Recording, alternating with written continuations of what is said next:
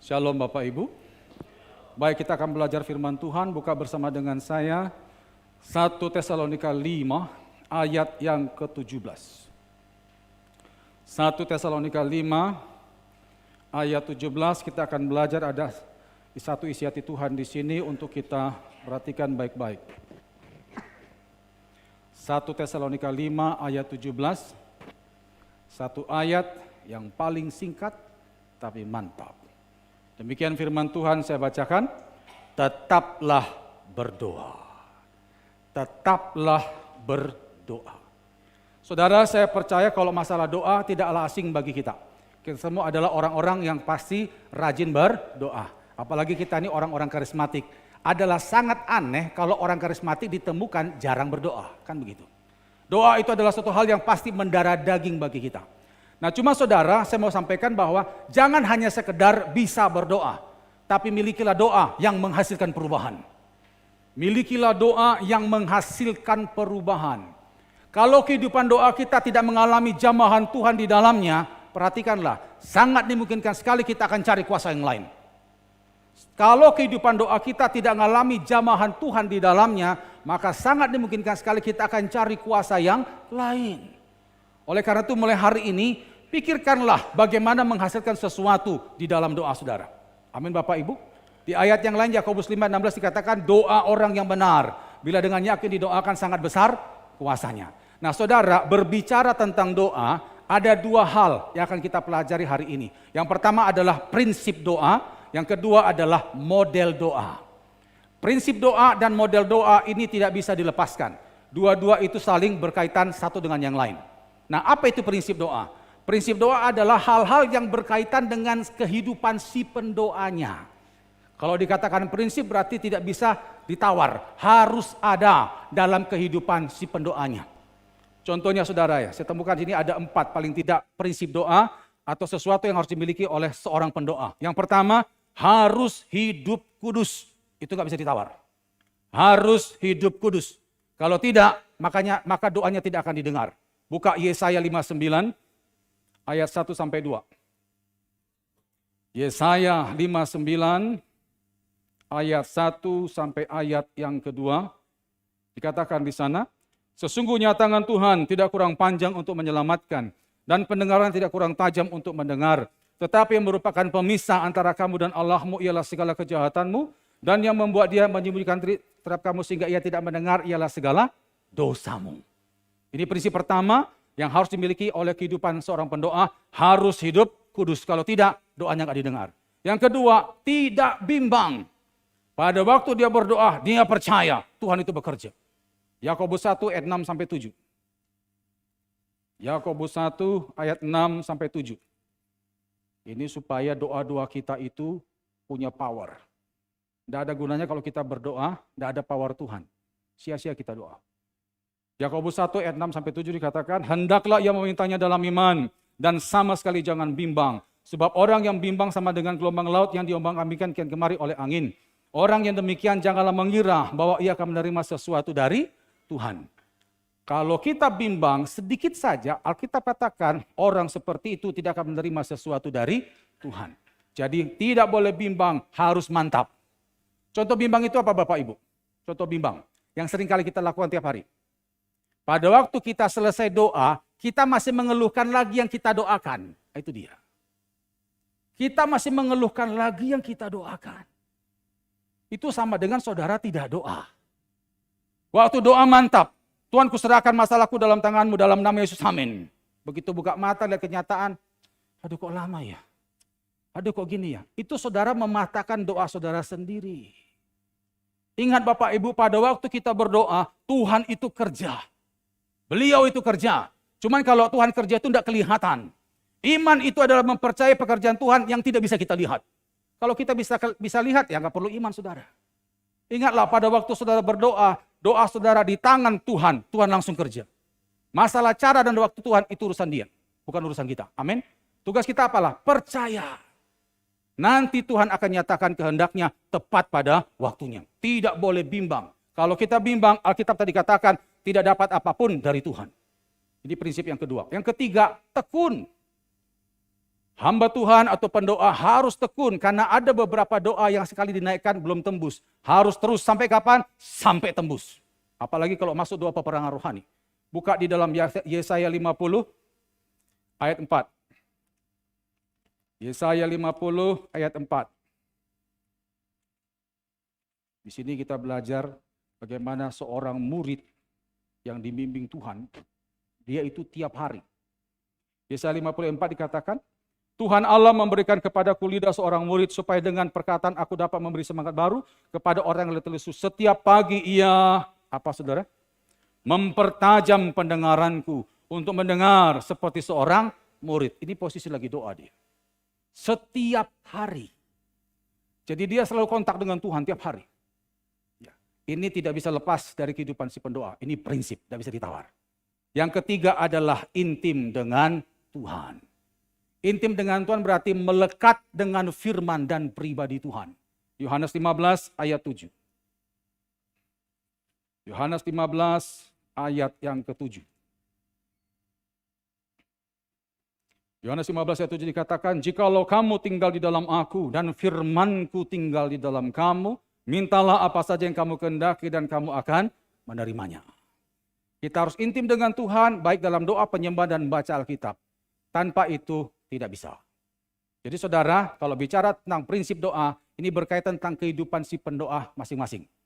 Jadi ada 4 hal yang tidak ada dalam kehidupan si pendoa. Yang pertama, harus hidup kudus. Yang kedua, tidak bimbang. Yang ketiga, tekun. Yang keempat, intim dengan Tuhan. Itu prinsip doa. Nah yang kedua adalah bentuk doa. Bentuk doa akan kita pelajari hari ini ada 3. Yang pertama doa sepakat. Yang kedua doa puasa. Yang ketiga doa nazar. 3 doa ini diakui di Alkitab punya kekuatan yang luar biasa. Nah ini penting saudara, kenapa? Karena ada orang yang prinsip doanya bagus. Tapi bentuk doanya dia kurang paham. Itu seperti sniper, ahli tembak, ngadapi beruang, tapi pakai senapan angin, saudara. Saya mau nanya, saudara, Bapak Ibu tahu senapan angin ya? Yang pakai kokang gitu ya? Nah, bisa nggak saudara membunuh beruang tinggi besar dengan senapan angin? Bisa nggak kira-kira? Bisa, tapi 100 kali kokang, Bapak Ibu. Satu kali tembak, ya kapan matinya gitu loh. Pelurunya kecil-kecil gitu. Ya. Sekalipun dia jago nembak, tapi kalau senjatanya seperti itu, setengah mati. Tapi ada juga orang yang nggak pintar nembak, senjatanya canggih, itu pun pasti kesasar pelornya. Jadi prinsip doa itu harus, bentuk doa pun harus. Kalau orang kuat di bentuk doanya, dia kuat puasa, tapi prinsip doanya nggak ada, nggak hidup kudus, ya nggak dapat apa-apa. Tapi kalau prinsip doanya kuat, bentuk doanya nggak kuat, saudara, akhirnya seperti tadi, punya kemampuan menembak, tapi senjatanya nggak pas. Gimana caranya kita yang punya keahlian nembak bagus, senjata pun tepat, begitu sekali tembak, pas, musuh pasti mati. Nah, itu gimana caranya? Makanya prinsip doanya harus kuat, model doanya harus tepat. Amin saudara? Nah hari ini kita akan belajar, ada 3 model doa yang diakui Alkitab punya kekuatan luar biasa. Yang pertama adalah doa sepakat, yang kedua doa puasa, yang ketiga adalah doa nazar. Kita masuk yang pertama, doa sepakat. Buka Matius 18 ayat 19. Matius 18 ayat 19. Kita akan belajar pelan-pelan saudara ya. Matius 18 ayat 19 dikatakan di sana, dan lagi aku berkata kepadamu, jika 2 orang daripadamu di dunia ini sepakat minta apapun juga, permintaan mereka itu akan dikabulkan oleh Bapakku yang di sorga. Doa sepakat ini adalah doa yang dinaikkan sehati dan bersama oleh 2 orang lebih. Jadi minimal itu 2 orang. Jadi itu dinaikkan sehati dan sepakat. Harus ada kata sehati dan sepakat di situ. Jangan sampai ada 2 orang berdoa masing-masing maunya sendiri. Tidak bisa. Jadi doa sepakat itu adalah doa yang dinaikkan oleh minimal 2 orang. Dan itu dinaikkan dengan sehati dan sepakat. Terus tujuan doa sepakat ini apa? Tujuan doa sepakat ini adalah untuk menghadapi persoalan yang dihadapi bersama. Untuk kepentingan sekelompok orang. Untuk kepentingan bersama. Contoh kayak keluarga, atau kita ada kantor atau gereja. Karena ini kepentingan bersama, maka perlu doa sepakat. Amin Bapak Ibu? Ya. Nah kalau kita doa sepakat di situ, kekuatan Tuhan pun luar biasa. Buka Kisah Rasul 12, di sini contohnya ada. Jemaat Tuhan mendoakan Rasul Petrus. Kisah Rasul pasal 12, ayat 4 sampai ayat yang kelima. Kisah Rasul 12, ayat 4 sampai 5. Setelah Petrus ditangkap, Herodes menyuruh memenjarakan di bawah penjagaan 4 regu. Masing-masing terdiri dari 4 prajurit, maksudnya ialah supaya sehabis Paskah ia menghadapkan ke depan orang banyak. Demikianlah Petrus ditahan di dalam penjara, tetapi jemaat itu lebih dari 1 orang, dengan tekun mendoakannya kepada Allah. Jemaat sekelompok orang doa sungguh-sungguh supaya Petrus dilaut oleh Tuhan. Dan saudara baca selanjutnya, Tuhan mengerahkan malaikatnya, membebaskan Petrus dari penjara. Itu kekuatan doa sepakat. Tapi ingat saudara ya, tadi prinsip doanya harus ada. Jadi kalau 2 orang itu sepakat, 2 orang itu harus hidup kudus. Yang kedua, tidak boleh bimbang. Yang ketiga, tekun. Yang keempat apa tadi saudara? Intim dengan Tuhan. Ini 4 mesti ada. Kalau orang ini sudah punya 4 itu sepakat, power Tuhan luar biasa terjadi di sana. Amin saudara. Saya banyak temukan anak-anak Tuhan yang suami istri doa sepakat, mereka hidup kudus, luar biasa terjadi. Saya pernah saudara ya ngisi salah satu gereja di Surabaya Tambarrejo. Jadi habis doakan situ saya ada jumpa dengan jemaat di rumahnya. Nah waktu saya ngobrol sama anak mereka yang paling besar, itu ibu-ibu sudah ya, perempuan, sudah usia 45 kalau nggak salah. Ngobrol enak. Terus si om datang, seorang tuanya datang. Pak Nason, salam om. Loh kok bisa ngobrol sama anak saya? Gitu. Loh kenapa om? Ini orang gila loh katanya. Loh orang gila? Loh padahal ngomong nyambung saya bilang. Iya maksudnya ini dulu gila. Saya bilang gitu. Terus dia cerita. Maaf Pak ya, satu kampung sudah tahu ini anak saya ini parah dulu. Kalau enggak diikat kakinya tangannya sudah hancur mata tetangga kiri kanan. Saya sama istri saya udah pontang-panting cari kemana-mana, berobat mana sini, dokter, waduh udah nggak bisa apa-apa. Memang kesalahan dia juga saudara, karena dulu mereka ini ada orang yang bukan dalam Tuhan, terus berobat ke tempat yang aneh-aneh. Nah, akhirnya anaknya jadi kayak gini sudah. Terus sampai lempar rumah warga hancur sudah, jadi jadi kayak permusuhan di lingkungan situ. Sampai satu saat mereka itu ketemu penginjil. Lalu penginjil itu bilang, kalau bukan Tuhan yang sembuhkan anakmu, tidak bisa. Tapi dengan satu cara, kalian berdua harus sungguh-sungguh datang ke Tuhan. Akhirnya karena suami istri ini ingin anaknya sembuh, menyerahkan diri ke gereja, baptis, terima Tuhan Yesus. Dan sejak itu mereka doa sepakat. Saudara tahu, anaknya nggak sampai setahun sembuh loh saudara. Nggak sampai setahun sembuh. Tiba-tiba ya normal-normal sendiri gitu sudah. Itu kekuatan doa sepakat. Saya maka katakan, hebat juga ya. Makanya waktu saya ngomong tuh, nggak ada gejala-gejala gangguan jiwa, nggak ada, normal kok. Tapi sebelumnya orang kampung sudah bilang tahu, ini parah dulu ini. Tapi karena ada suami istri yang doa sepakat hidup kudus, mujizat terjadi. Ada amin saudara? Jadi makanya Bapak Ibu, kalau saudara dalam hal rumah tangga ada bermasalah, datanglah ke Tuhan suami istri. Hiduplah kudus, maka lihat masalah saudara pasti akan dibantu ditolong oleh Tuhan. Tepuk tangan bagi Tuhan. Doa sepakat ini punya kekuatan yang luar biasa. Di Alkitab juga banyak contoh. Contoh lagi yang apa di Alkitab? Selain tadi kita baca Rasul Paulus. Yeriko. Mereka sepakat kelilingi tembok. Bayangkan hanya ngelilingi, rontok itu tembok.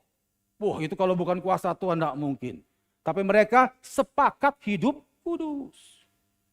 Makanya saudara, doa sepakat ini luar biasa. Ini bisa jadi solusi kalau saudara menghadapi persoalan yang berat.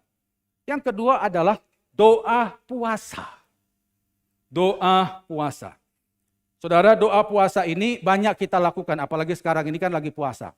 Cuman banyak anak-anak Tuhan tidak mengerti tentang puasa itu sendiri. Nah, kita akan masuk pelan-pelan. Sekarang kita bahas apa itu puasa. Doa puasa adalah doa yang dinaikkan dengan sikap mengekang diri terhadap makanan dan minuman dan dari hal-hal yang tidak kudus. Sikap mengekang diri yang dibarengi dengan menjauhkan diri dari makanan dan minuman dan dari hal-hal yang tidak kudus. Itu namanya puasa. Tujuan doa puasa adalah untuk menghadapi persoalan yang gak bisa ditembus dengan doa biasa. Tujuan utama doa puasa adalah untuk menghadapi persoalan yang tidak bisa ditembus dengan doa biasa. Ya. Saudara bisa baca nanti di Alkitab bagaimana kasus-kasus berat yang dihadapi anak Tuhan yang dengan doa biasa nggak bisa ditembus, mereka masuk doa puasa. Contoh kayak Esther. Ya, dia doa puasa, akhirnya satu bangsa diselamatkan. Daniel puasa. Dia sering puasa, dia rajin puasa. Begitu dicampakkan ke gua singa, satu singa pun tidak bisa gigit Daniel. Niniwe puasa. Yunus itu saudara ya. Akhirnya apa? Satu kota diselamatkan oleh Tuhan. Jadi doa puasa ini adalah doa yang dinaikkan jika kita menghadapi persoalan serius yang nggak bisa dipecahkan dengan doa biasa. Nah, syarat doa puasa itu apa? Syarat doa puasa ada dua. Yang pertama, harus dengan niat dan penguasaan diri yang tinggi. Harus dengan niat dan penguasaan diri yang tinggi. Kenapa ini penting Bapak Ibu? Karena banyak anak Tuhan yang nggak kuat di tengah jalan putus. Contoh saudara ya, dulu pernah saya alami, tapi sekarang sudah enggak. Pas puasa, kita lupa kita puasa. Terus makan di warung. Nah celakanya Bu Pak ya, teringatnya itu baru 1 sendok. Puasa. Kok enggak tunggu habis itu loh baru ingat saudara ya. Kalau habis kan, puasa kan enak udah masuk semua saudara ya. Ini kok 1 sendok loh, puasa. Nah terus kalau sudah teringat puasa terus bagaimana saudara? Hukumnya? Kita enggak ada hukumnya saudara ya. Ya teruskan aja, ditinggalkan makanannya, teruskan puasa. Jangan dihabisin saudara ya. Kalau saya begitu, kalau sudah terlanjur 1 sendok, oh iya puasa. Kita lupa toh, ya sudah hentikan makanannya, lanjut puasa. Gitu. Tapi yang jelas kita harus punya penguasaan diri yang tinggi. Kalau nggak niat puasa, sudah batal kok, maju aja. Itu namanya nggak niatan saudara. Makanya kalau mau puasa, syarat yang pertama harus dengan niat dan penguasaan diri yang tinggi. Yang kedua adalah tidak pamer. Buka Matius 6. Matius 6 ayat 16 sampai ayat 18. Matius 6 ayat 16 sampai 18. Dan apabila kamu berpuasa, janganlah muram mukamu seperti orang munafik. Mereka mengubah air mukanya supaya orang melihat bahwa mereka sedang berpuasa. Aku berkata kepadamu, sesungguhnya mereka sudah mendapat upahnya. Tetapi apabila engkau berpuasa, minyakilah kepalamu dan cucilah mukamu. Supaya jangan dilihat orang lain bahwa engkau sedang berpuasa. Melainkan hanya oleh Bapamu yang di tempat tersembunyi. Maka Bapamu yang melihat yang tersembunyi akan membalaskannya kepadamu. Jadi maksudnya pamer ini saudara, jangan membuat simpati orang sehingga akhirnya kita dapat perhatian khusus. Jadi muka itu dibikin memelas itu. Loh kamu kenapa? Puasa. Nah, kayak gitu, kita gak kayak gitu saudara. Biasa-biasa aja lah sudah. Normal-normal aja lah. Amin saudara ya, kecuali kalau saudara ditanya, ya kita kan gak boleh bohong ya. Lagi puasa ya, puasa. Tapi kan kita gak menunjukkan muka-muka memelas minta diperhatikan, gak seperti itu. Jadi kalau saudara puasa ya udah biasa aja lah. Amin Bapak Ibu? Ya. Jadi gak usah suruh warung-warung tutup lah. Kita gak kayak gitu saudara. Kita menghargai semua orang dan ingat kalau sudah puasa itu urusan kita pribadi ke Tuhan. Bukan orang lain. Jadi gak ada urusan dengan orang lain. Jadi makanya yang pertama perlu penguasaan diri dan niat yang kuat. Yang kedua tidak pamer. Nah terus selanjutnya saudara, model puasa. Model puasa ini banyak yang anak-anak Tuhan mungkin belum tahu. Ada 3 saudara. Yang pertama adalah puasa biasa. Yang kedua puasa pantang. Yang ketiga adalah puasa penuh. Kita masuk yang pertama, puasa biasa. Puasa biasa ini adalah puasa yang tidak makan tapi minum air putih. Tidak makan tapi minum. Ini pernah dicontohkan oleh Tuhan Yesus. Mari buka Matius pasal 4. Matius pasal 4 ayat yang kedua.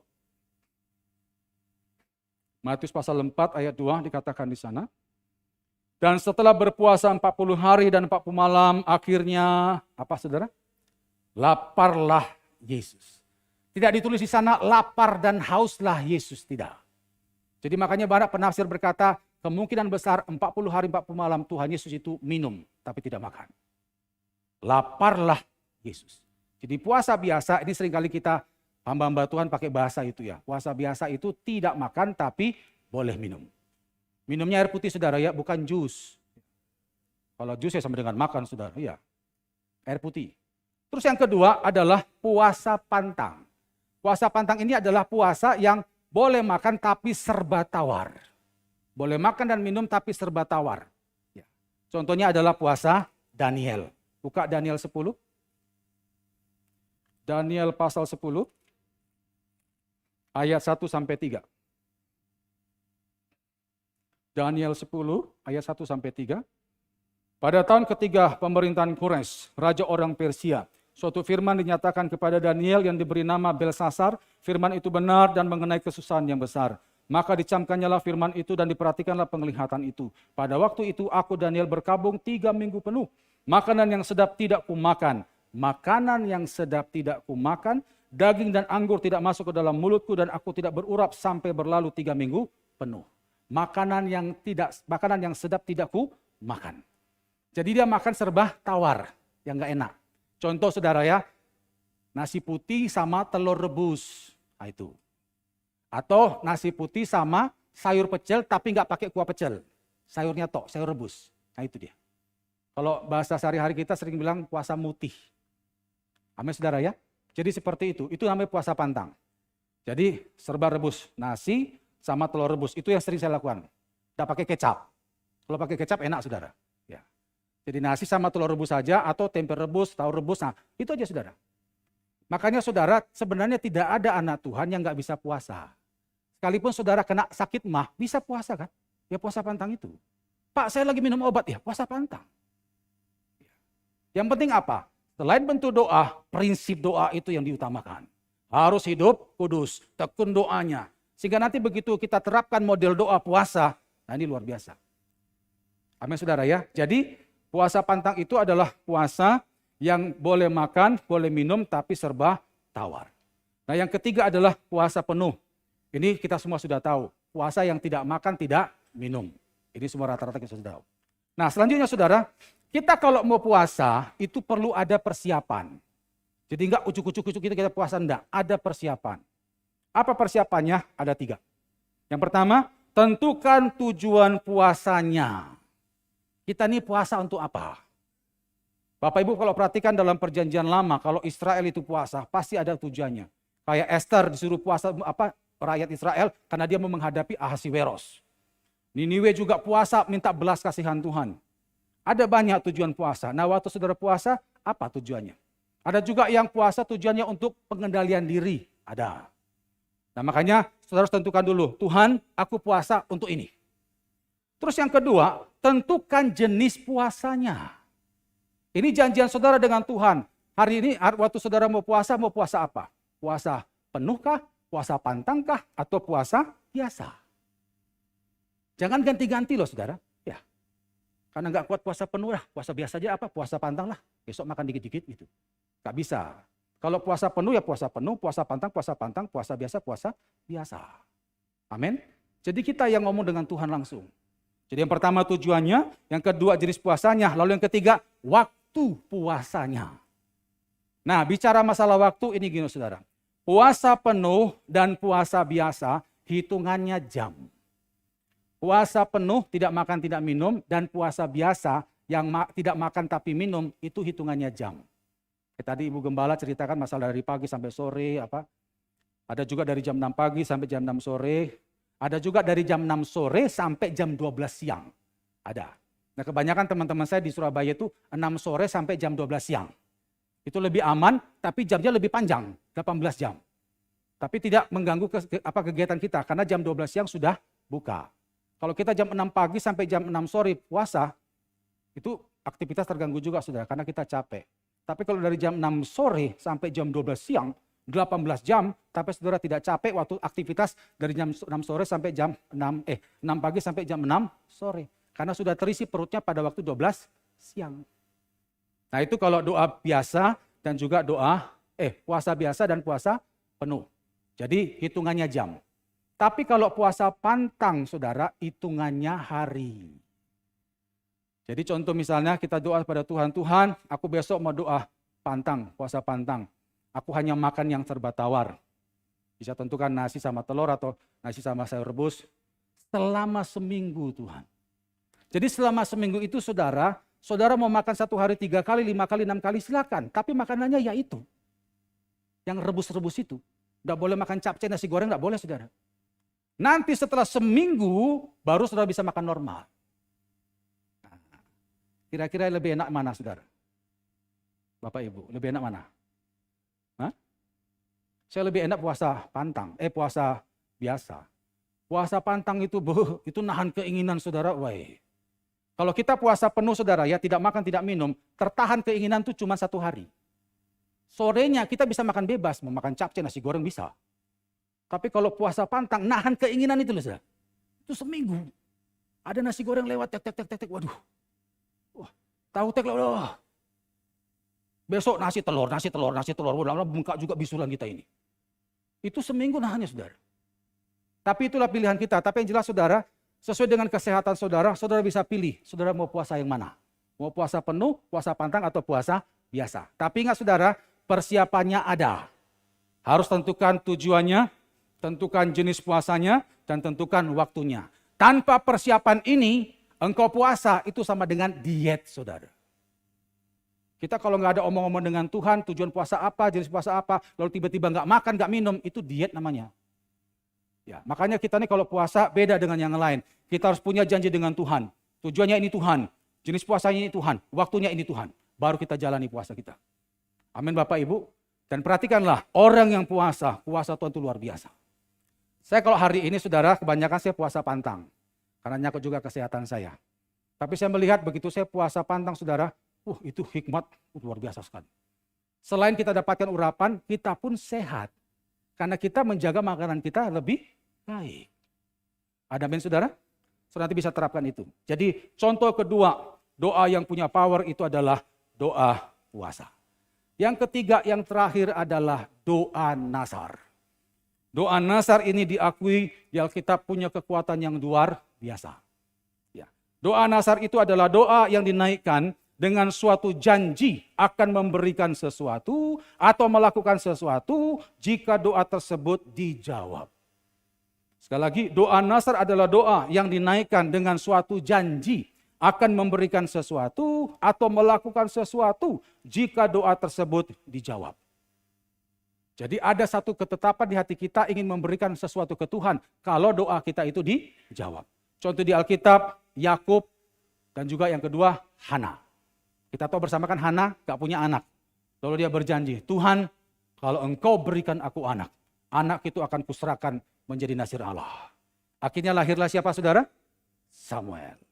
Coba kita buka sebentar masalah Hana ini saudara ya, 1 Samuel 1. 1 Samuel 1 ayat yang ke-11. 1 Samuel 1 ayat 11 dikatakan di sana. Kemudian bernasarlah ia katanya, Tuhan semesta alam, jika sungguh-sungguh engkau memperhatikan sengsara hamba-Mu ini dan mengingat kepadaku dan tidak melupakan hamba-Mu ini, tetapi memberikan kepada hamba-Mu ini seorang anak laki-laki, maka aku akan memberikan dia kepada Tuhan untuk seumur hidupnya dan pisau syukur tidak akan menyentuh kepalanya. Ini nasarnya Hana. Karena pada waktu itu dia tidak bisa melahirkan anak. Jadi doa nasar ini adalah doa yang dinaikkan dengan suatu janji akan memberikan sesuatu atau melakukan sesuatu jika doa tersebut dijawab. Nah, tujuan doa nasar adalah untuk mendapatkan belas kasihan Tuhan. Untuk mendapatkan belas kasihan Tuhan. Ini biasanya kita menghadapi persoalan yang rasanya dengan kekuatan manusia sudah nggak bisa apa-apa. Kayak Hana ini mandul. Bagaimana caranya supaya bisa subur? Sulit saudara. Akhirnya dia bernasar, dia minta belas kasihan Tuhan. Dan akhirnya terjadilah. Yakub yang kita sudah tahu dikejar-kejar Esau. Akhirnya dia minta belas kasihan Tuhan. Kalau Tuhan memberkati aku, maka 1/10 dari yang aku dapatkan kuberikan kepada Tuhan. Nah itu nasar. Jadi tujuan nasar adalah supaya mendapatkan belas kasihan Tuhan. Nah sekarang kita masuk. Syarat nasar itu apa? Ini penting.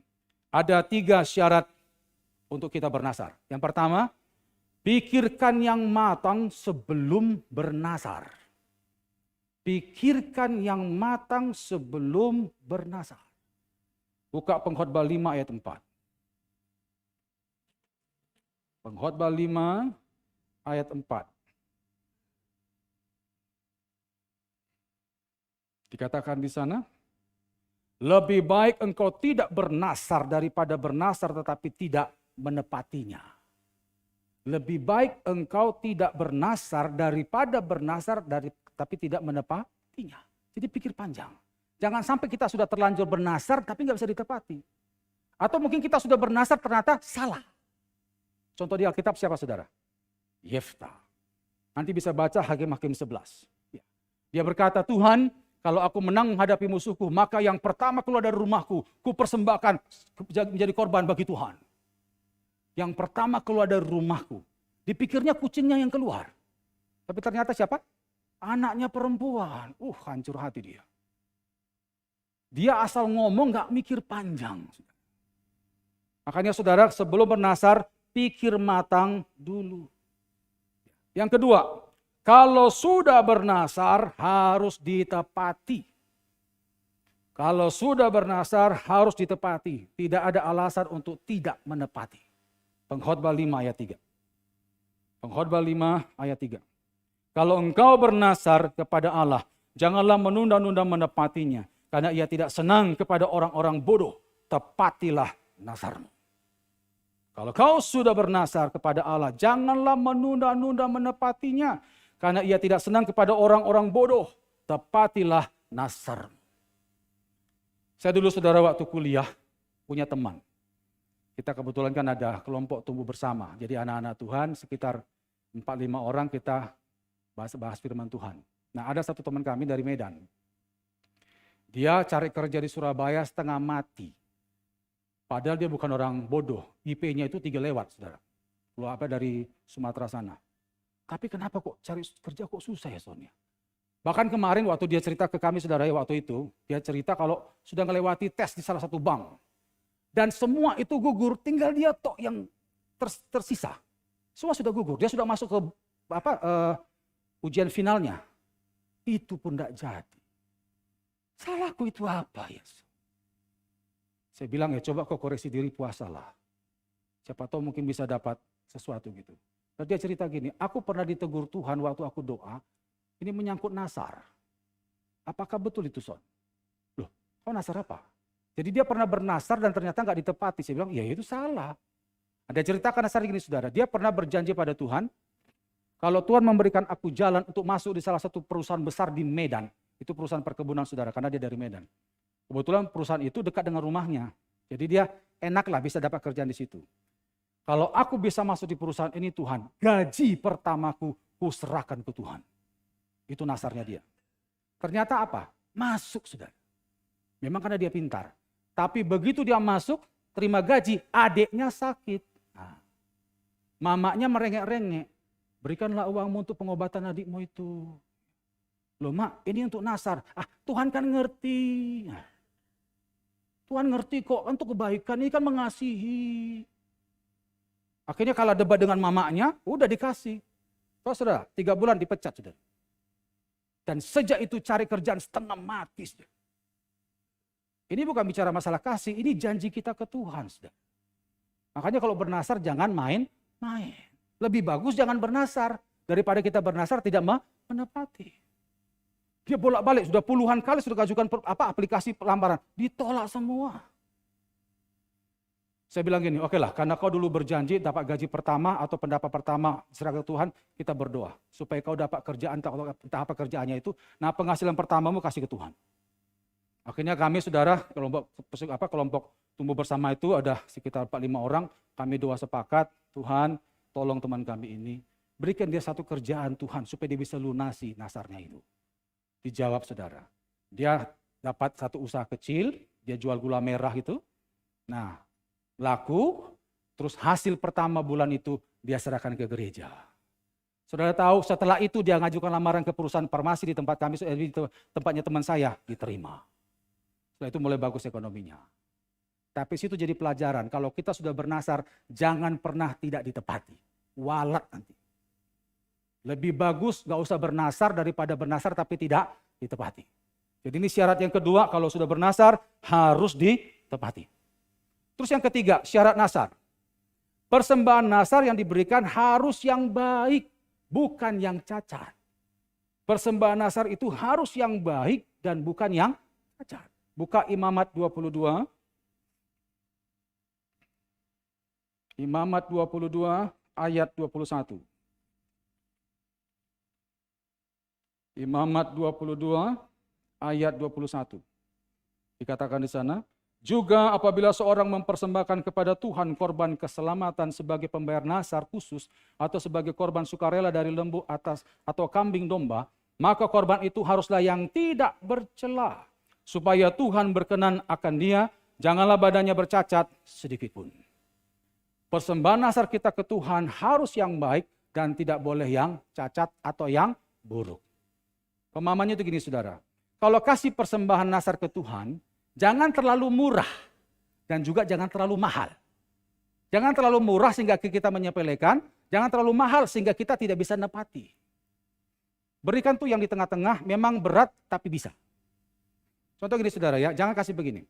Tuhan, kalau nanti aku menang tender proyek ini, maka aku akan kasih nasar persembahan 10.000 rupiah ke Tuhan. Itu terlalu murah saudara. Menang tender puluhan juta, persembahan cuma 10.000. Itu meremehkan namanya. Atau begini, Tuhan, kalau aku nanti diberkati Tuhan, aku akan bangun gereja yang semuanya dari emas. Itu berlebihan namanya saudara.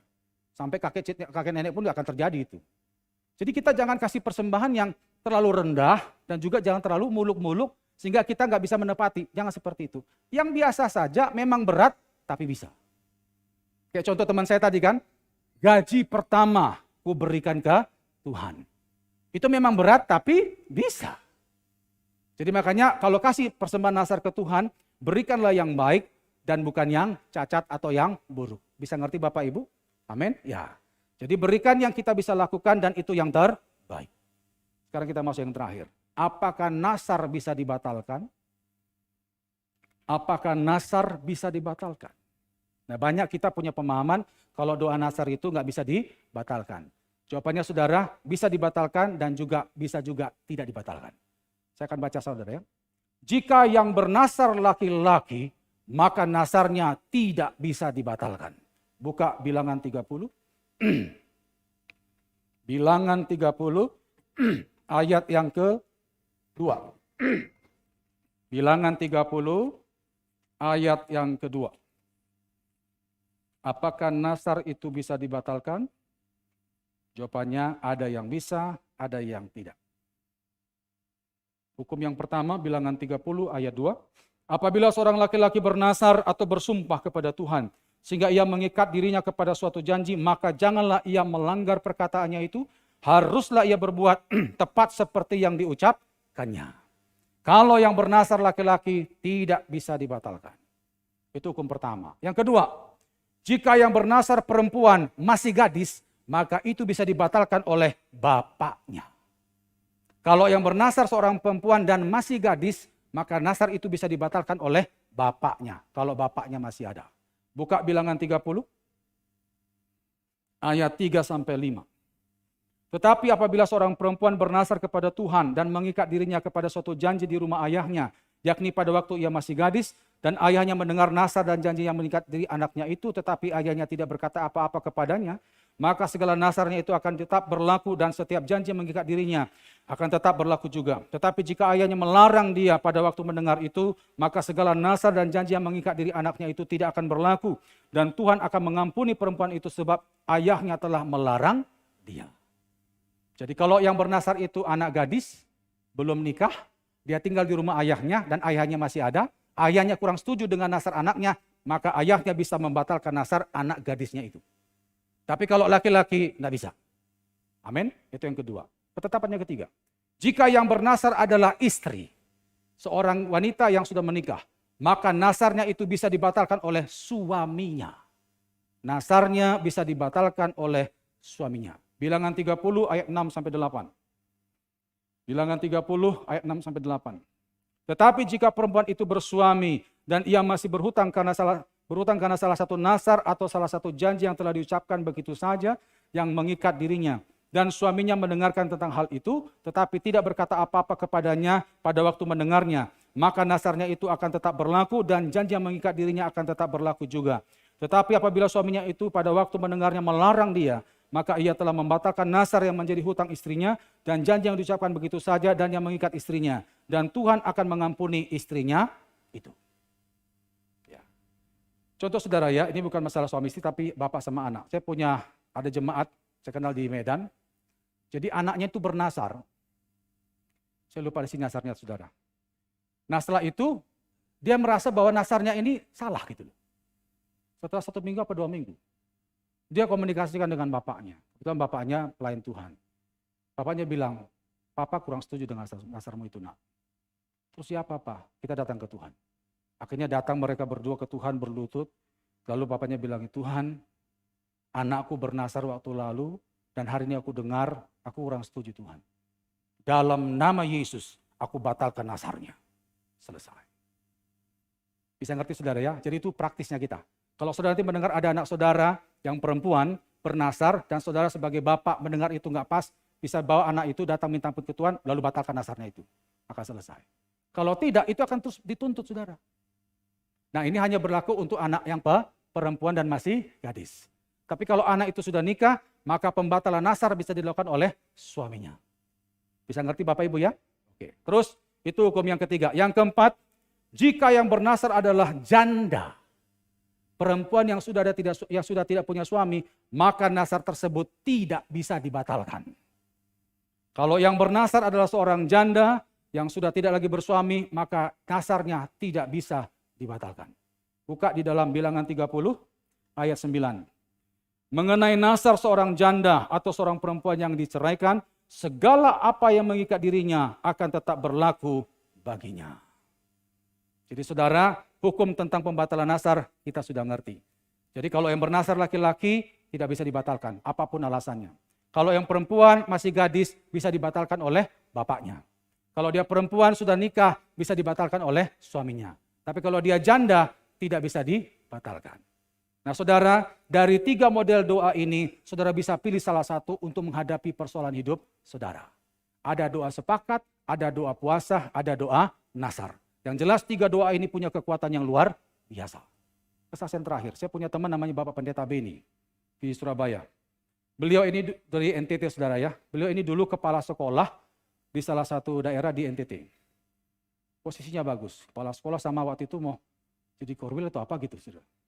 Nah di tengah-tengah karirnya di pendidikan itu makin baik. Dia punya anak masih kecil saudara ya. Usianya masih 7 atau 6 tahun. Itu tiba-tiba step. Kejang. Jadi Bapak ini pas lagi ada rapat dengan beberapa pimpinan wilayah di kantor sekolahnya saudara. So istrinya telepon. Pak, ini anakmu kejang-kejang, kayaknya mau mati ini. Lidahnya sudah menjulur katanya. Waduh. Akhirnya dia minta izin sama semua rapat itu, anggota rapat, saya terpaksa pulang, ini anak saya lagi parah. Akhirnya diizinkan pulang, dilihat anak itu sudah tergeletak di sofa gitu, udah maaf saudara sudah gini, terus lidah julur panjang. Gitu. Terus sudah biru. Tapi belum mati, cuman denyutnya itu sudah satu-satu gitu saudara. Terus ya apa menghadapi begini? Tambah lagi dia bilang rumah sakit pun jauh. Kalaupun datang ke rumah sakit sudah terlambat karena sudah dari mana gimana ini udah posisi sudah kritis. Pak Beni ini saudara langsung dia berlutut, dia pegang tuh anak begini. Tuhan, kalau Engkau hidupkan kembali ini anak, sembuhkan. Hari ini aku ngambil keputusan tinggalkan pekerjaan dan jadi hamba Tuhan. Saudara tuh habis dia ngomong gitu, itu anak lompat. Langsung lari-lari tadi. Hari itu langsung dia ke kantor, serahkan semua seragam semua. Aku mundur sekarang jadi hamba Tuhan. Betul luar biasa. Sekarang beliau dipakai itu luar biasa. Itu nasar. Kalau kita bernasar, itu pasti rata-rata dijawab. Tapi ingat setelah dapat jawaban doanya, jangan saudara tidak tepati nasar saudara. Kalau tidak nanti seperti nasib teman saya itu. Tapi kalau engkau bernasar, pikirkan dulu. Kalau sudah mantap, lakukanlah. Maka nanti lihat, kuasa Tuhan akan menyertai saudara. Saya banyak melihat orang-orang yang bernasar, tapi memang sungguh-sungguh ya, itu luar biasa. Jadi ada doa sepakat, ada doa puasa, dan ada doa nasar. Dan masing-masing itu kita sudah tahu kriterianya dan tujuannya. Tinggal nanti saudara pilih, saudara mau pakai yang mana. Tapi ingat, kita harus perhatikan prinsip doa. Harus hidup kudus. Tidak boleh bimbang. Harus tekun. Dan yang keempat adalah intim dengan Tuhan. Prinsip doa harus kuat, model doa harus tepat, maka kuasa Tuhan akan lahir, akan muncul dengan luar biasa. Ayat terakhir, mari buka Yakobus 5. Yakobus 5 ayat 16b. Yakobus 5 ayat 16b dikatakan di sana, doa orang yang benar, bila dengan yakin didoakan, sangat besar kuasanya. Doa orang yang benar. Kalau dikatakan orang benar berarti ada prinsip doanya, ada model doanya. Kalau dengan yakin didoakan, sangat besar kuasanya. Mari Bapak Ibu dikasih Tuhan, pakailah fasilitas dari Tuhan ini, supaya waktu kita menghadapi persoalan apapun, kita bisa selesaikan dengan cara Tuhan. Kita tundukkan kepala, kita berdoa. Dengan sikap doa masing-masing datang pada Tuhan. Tundukkan kepala dan tutup mata. Saya undang rekan hamba Tuhan tim musik, worship leader sehingga bisa ambil tempat. Kita semua jemaat tundukkan kepala dan tutup mata. Biarkan keyboard mengiringi lembut saat teduh kita sejenak. Pada saat saudara tundukkan kepala dan tutup mata, di situ hanya engkau dan Tuhan yang ada. Tidak ada orang lain di sana. Saya percaya kita semua datang ke rumah Tuhan ini pasti masing-masing membawa beban. Kita masih dalam pergumulan untuk mencari jawaban doa dari Tuhan. Dan hari ini kita sudah temukan bahwa sebenarnya Tuhan sanggup menjawab semua doa kita. Asal pastikan kita hidup benar di mata Tuhan. Doa orang yang benar, bila dengan yakin didoakan, sangat besar kuasanya. Hari ini kita sudah belajar tentang prinsip doa dan juga model doa. Prinsip doa itu berkaitan tentang kehidupan si pendoa. Dan model doa hari ini kita sudah pelajari ada doa sepakat, doa puasa, dan doa nasar. 3 fasilitas doa ini Tuhan berikan ke kita karena Tuhan tahu 3 doa ini punya kekuatan yang luar biasa. Kalau Bapak Ibu perhatikan, kalau kita punya prinsip doa, hidup kudus, tekun, tidak bimbang, intim dengan Tuhan. Lalu engkau masuk salah satu doa, entah doa nasar, doa sepakat, doa puasa. Kekuatannya dahsyat Bapak Ibu. Tidak ada masalah yang tidak bisa engkau tembus. Karena roh Tuhan yang dahsyat beserta dengan engkau. Oleh karena itu, coba cek hari ini. Kenapa kok persoalan kita kok nggak selesai-selesai? Cek. Sudahkah prinsip doa itu ada pada kita? Sudahkah kita hidup kudus? Atau masihkah kita kompromi dengan dosa? Ataukah kita sudah mulai tidak tekun? Kita tidak lagi intim dalam doa penyembahan dan baca Alkitab. Ditambah lagi kita tidak pernah terapkan salah satu model doa itu dalam hidup kita. Coba cek. Saya percaya firman Tuhan tidak pernah salah. Firman Tuhan ya dan amin. Sudah terbukti akan memberkati semua orang yang percaya kepadanya. Oleh karena itu pada waktu engkau tundukkan kepala dan tutup mata di sana. Jikalau firman Tuhan tadi yang dibentangkan ada yang mengoreksi sikap hidup saudara, berubahlah, bertobatlah. Maka Tuhan akan melawat kehidupan doa saudara. Hibas sanda.